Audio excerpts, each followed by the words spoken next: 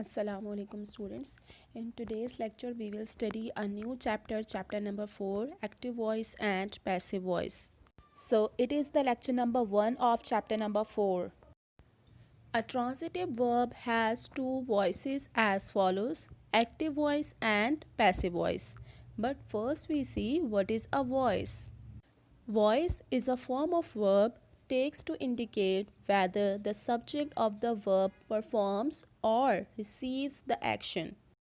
Voice form of verb है जो indicate करती है whether सब्जेक्ट कोई एक्शन परफॉर्म कर रहा है या कोई एक्शन रिसीव कर रहा है.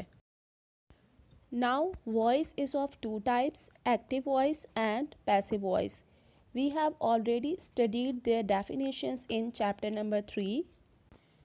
Active voice shows that the person or thing denoted by the subject does something. ऐसी वॉइस जिसमें शो किया जाता है कि पर्सन और थिंग जिसे हमने सब्जेक्ट से डिनोट किया है वो कोई एक्शन परफॉर्म कर रहे हैं. As you can see in the example, Shazia writes a letter. Shazia is the subject, means doer of an action, जो कि एक्शन राइट को परफॉर्म कर रही है. Now passive voice. The passive voice is the form of the verb which shows that the person or thing denoted by the subject does not act but the action is done to it, him, her, etc. ऐसी voice जिसमें show किया जाता है कि person और thing जिसे subject denote कर रहा है वो कोई एक्शन परफॉर्म नहीं कर रहे बट उन पर एक्शन किया जा रहा है.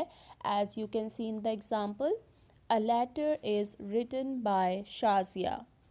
Here the thing denoted by the subject, that is letter, is not performing an action but the action of writing is done to it.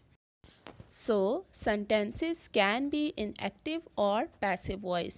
In active voice, the doer means subject is important or we know the doer. Like Ali writes these stories. Ali is the doer or stories is the object. In passive voice, we don't know the doer or the doer is not important or the doer is obvious. Means passive voice में doer को importance नहीं दी जाती. Y? Because या तो हम doer means subject को जानते ही नहीं हैं या फिर वो इम्पॉर्टेंट नहीं है या वो ऑब्वियस होता है. ऑब्वियस मीन्स हमें ऑलरेडी पता होता है कि doer of the action means काम करने वाला कौन है. As you can see in the example, the thieves were caught last night. Here the doer of action is missing. कल रात थीव्स पकड़े गए थे. Who caught the thieves? Exactly, thieves को पुलिस ही पकड़ती है. We already know it, that's why the doer of action is obvious here. So we have not mentioned the doer of action और subject here. Now here are some rules that show how to change an active voice tense into passive voice. We already know that in active voice sentence we have subject, verb and object. It is the simplest structure of an active voice sentence. अब अगर मुझे इस active voice sentence को passive voice में change करना है, so how can I do this? Object starting में आ जाएगा, सब्जेक्ट लास्ट में चला जाता है. ऑब्जेक्ट जिसे हम स्टार्ट में लेकर आए हैं उसके साथ हमने करेक्ट बी वर्ब पुट करना है. Be verb means helping verb put करना है. वर्ब को हम पार्टिसिपल फॉर्म में लेकर आएंगे. अगर वो किसी और फॉर्म में है तो participle form means third form of verb. And जिस सब्जेक्ट को हम लास्ट में लेकर गए थे उससे पहले हमने बाय यूज़ करना होता है. So the structure of passive voice sentence is subject, be verb plus past participle or third form of verb plus by plus object. And always remember, we use third form of verb in passive voice in all sentences. So it is the simplest structure of a passive voice sentence. In English language there are 12 tenses and we have already studied tenses. हम तमाम tenses के sentences को passive voice में change नहीं कर सकते. 4 tenses हैं जिनको हम पैसिव वॉइस में कन्वर्ट नहीं कर सकते. कौन कौन से हैं वो? Present perfect continuous, past perfect continuous, future perfect continuous, future continuous. and the sentences having intransitive verbs cannot be changed into passive voice. Now बाकी जितने भी टेंसेस हैं उनको हम पैसिव वॉइस में कन्वर्ट कर सकते हैं और उनका स्ट्रक्चर हम ऑलरेडी पढ़ चुके हैं। तमाम टेंसेस का स्ट्रक्चर वही होता है, चेंजेस आती हैं सिर्फ हेल्पिंग वर्ब्स में। हेल्पिंग वर्ब्स कौन कौन से होते हैं? प्रेजेंट इंडेफिनिट के हेल्पिंग वर्ब एक्टिव वॉइस में होते हैं डू और डस, पैसिव वॉइस में इज, एम और आर।